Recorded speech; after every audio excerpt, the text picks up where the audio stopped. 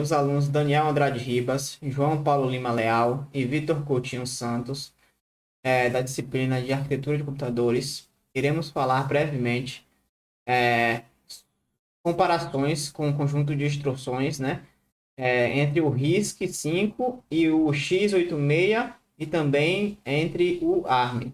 E também uma discussão sobre os pontos fortes e fracos dos conjuntos de instruções.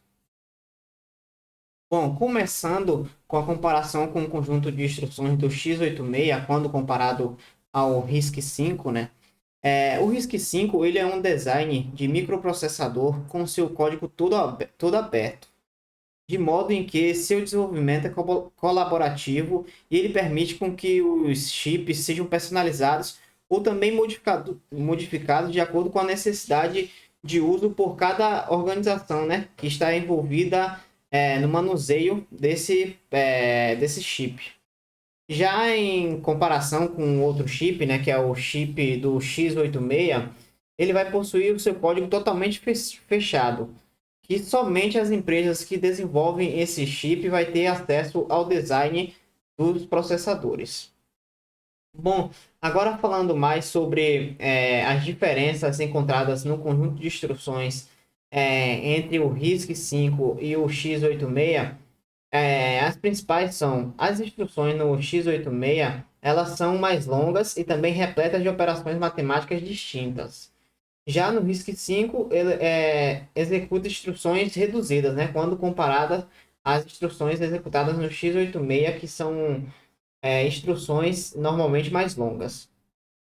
As instruções também do x86 não possuem um tamanho padrão, né? Pode assumir qualquer dimensão de tamanho, as instruções executadas no x86.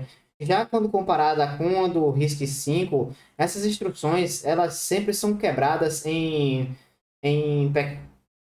pequenas instruções, né? Outras instruções, e por isso assumem um padrão no seu tamanho.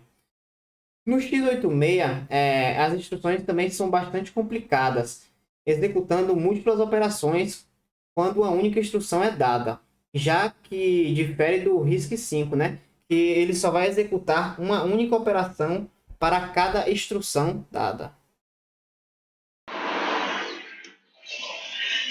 Continuando a apresentação do meu colega Daniel, vou fazer uma comparação entre os conjuntos de instrução ARM e RISC-V. A ARM é uma arquitetura mais simples que a x86, muito por conta de ser usado em sua maioria por aparelhos móveis. A arquitetura ARM trabalha com três tipos de instrução: o ISA ARM, o Thumb e o Thumb 2.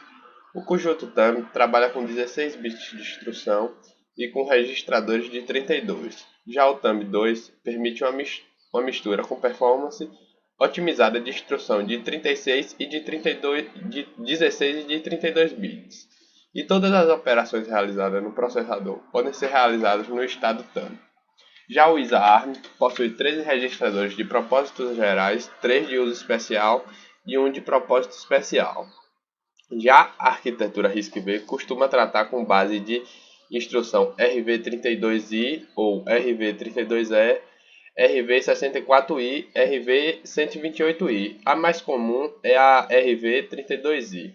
Bem, fazendo a comparação, a principal semelhança que se tem é o fato de que as duas arquiteturas trabalham com o conjunto de instrução ISA. Outra semelhança que se tem entre as duas arquiteturas é a presença de instrução para números inteiros nos dois. Ambos costumam tratar com 32 bits. Já na diferença, se destaca a maior capacidade de acolher as extensões presentes no RISC-V, ou seja, o RISC tem uma melhor qualidade de acolher as extensões, como por exemplo as extensões M, que é uma extensão essa que permite a multiplicação e a divisão de inteiros, a extensão L, que lida com ponto flutuante, e a extensão B, para manipulação de bits, por exemplo, tendo muitas outras instruções presentes e podendo ser utilizada pelo RISC-V. Olá, eu vou falar um pouco agora sobre as forças e as fraquezas do RISC-V. Bem, começando que ele é um conjunto de instruções recente, minimalista, aberto e modular. Começou a ser desenvolvido em 2010 e foi disponibilizado apenas em 2015. Além disso, ele não depende de nenhuma ISA anterior. Então houve uma liberdade maior na hora de criar as instruções dele.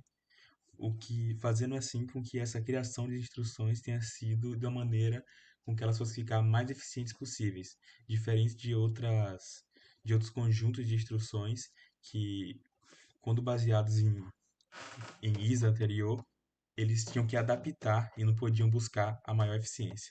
Além disso, o conjunto de registradores dele fica muito perto da CPU, fazendo assim que no conceito de hierarquia de memória ele tenha os registradores são os que têm o tempo mais rápido de todos.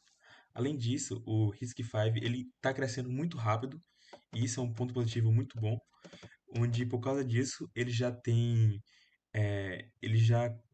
compiladores e debugs gratuitos e profissionais, como o GCC e o IAR, além de já conseguir portar o Linux. Além disso, ele tende a se consolidar como o principal núcleo para as FPGA, e, por fim, ele é uma forte tendência no mercado para os projetos ASIC, já que ele tem uma ampla oferta de IPs do RISC-V. Bom, passando agora um pouco para as fraquezas.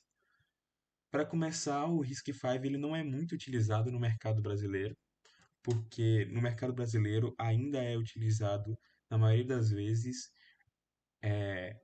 outros conjuntos de instruções. Além disso, o RISC-V tem uma baixa presença de oferta de microcontroladores e microprocessadores. Além disso, os microprocessadores e microcontroladores que usam o RISC-V, ele não tem uma maturidade na implementação. Uma- Isso acontece por quê?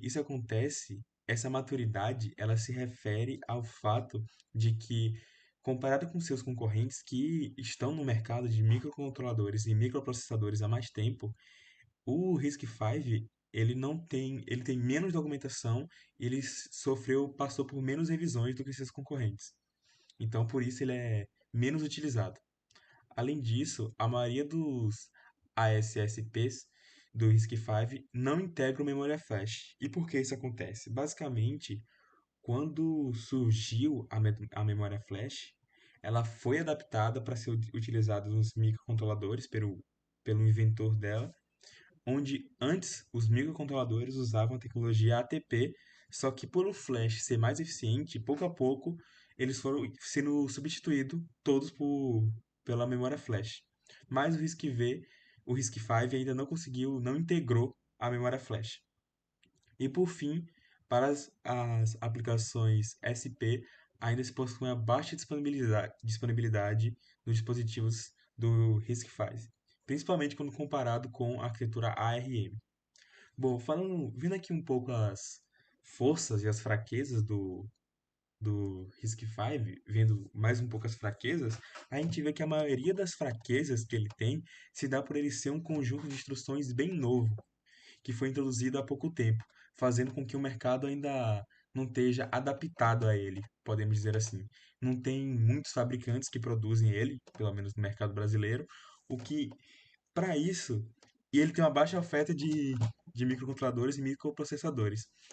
Porém, com o tempo, com a evolução dessa tecnologia, vai ser cada vez mais comum e mais frequente ver essas empresas fabricando e utilizando o RISC-V para esses objetivos. Então, em questão das fraquezas e das forças, os pontos negativos parecem muito menos do que os pontos positivos, fazendo assim o RISC-V ser uma ótima aposta para o futuro.